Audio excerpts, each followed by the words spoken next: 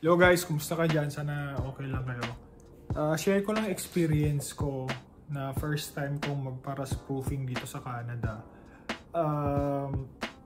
Nagparas proofing pala kami sa Mr. Lube.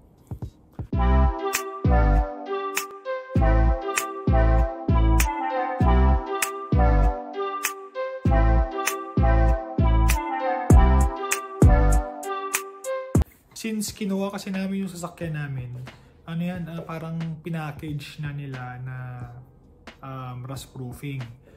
So,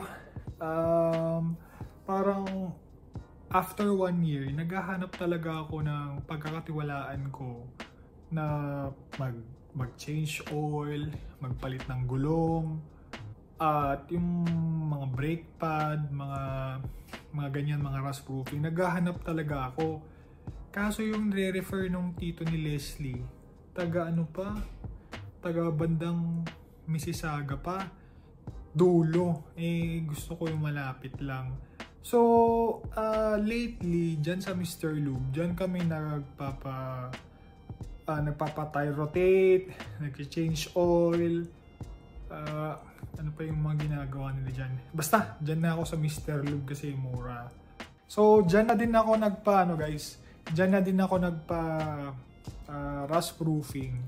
So, ang binayaran natin nung nagpa-rust proofing tayo is around 160 plus tax. So, mga around 180. Ngayon, 1 year naman yun. Sabi ko, kay Leslie, 1 year naman yun sa kailangan. Kasi nga, kung ikikip natin yung sasakyan, kailangan alagaan natin. So, nagpa-rust proofing kami, which is, dyan sa Pilipinas, di ba parang normal lang na every year ka o once a year ka nagpapa-rust proofing. Hindi yung bagong bili rust proofing, tas di ka na magpapa-rust proofing. Kasi totoo naman na kakaluwangin yung sasakyan.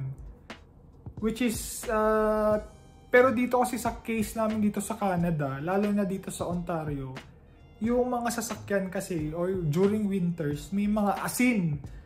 So, kung yung pag-process ng rust dyan sa Pilipinas is parang times 4 mo or times 5 yung bilis ng rust dito. Kasi nga may asin, every winter may asin.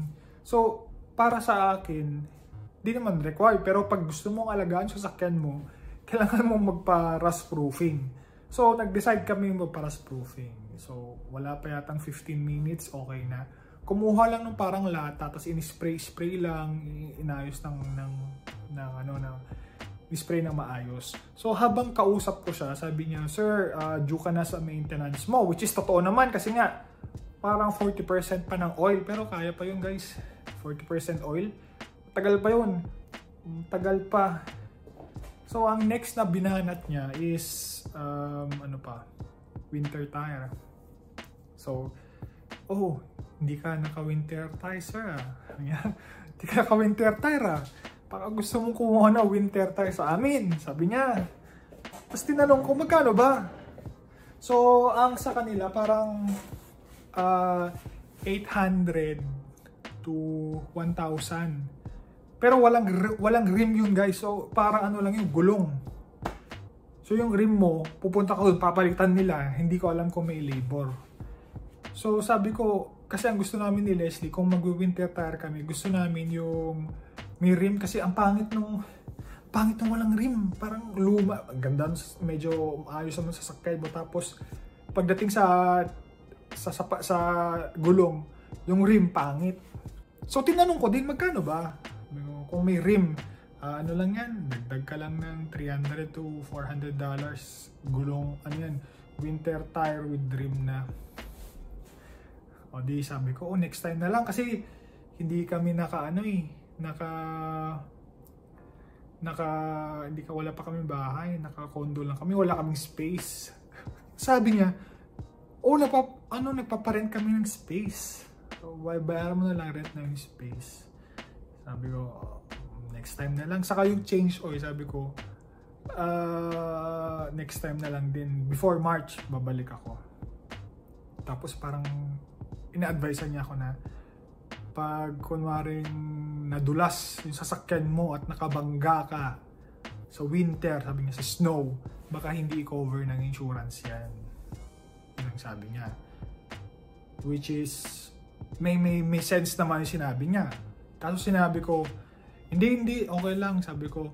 Kasi ano yun parang naka-declare naman sa insurance namin na all season tire yung gamit namin. So, hindi nila pwedeng hindi acknowledge yun. Kasi naka all season tire, naka-declare dun. Dati pala guys, nilagay nung insurance agent namin, parang nilagay niya winter tire pero hindi kami naka-winter tire. Sabi ko, palitan mo yan. Sabi niya, madadagdagan yung yung insurance. Sabi ko, okay lang, basta maging honest. So, pinalitan, di ba? Pinalitan, ganyan. Okay naman. Wala. Saka, sabi ko, doon sa nag-aasikaso sa amin, brother, sabi ko, hindi naman ako lumalabas eh. Sabi ko, tignan mo sa sasakyan namin, parang 2 years na, magti 3 years na. Sabi ko, wala pang 30,000 yung tinakbo. Ay, oo nga, sabi niya. Saka madalas kami work from home. Saka pag nag-gusto, hindi na kami lumalabas. O, di, okay, tapos na, ganyan. Nung di tapos na yung spray, tapos na yung rust proofing, sabi niya, sir, yung rust proofing nyo, sabi niya, may warranty. Gulat ako. Paano naging may warranty yun? Sabi niya, may warranty yan. So, may warranty kayo ng 2 years. Sabi niya, within 2 years, dun sa 2 years na yan, balik lang kayo para mag-reapply ng rust proofing.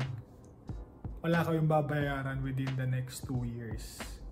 So, in the next 2 years, wala kaming babayaran. Kasi 165 plus tax, warranty for 2 years. So, babalik na lang ako para ipaparecoat. Okay, so yun yung explanation niya. Sabi niya, or meron kaming bago ngayon, sabi niya.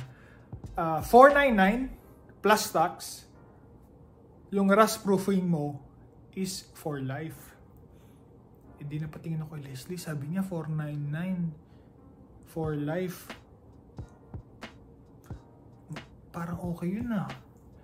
Kaso kasi, list pa yung sasakyan namin.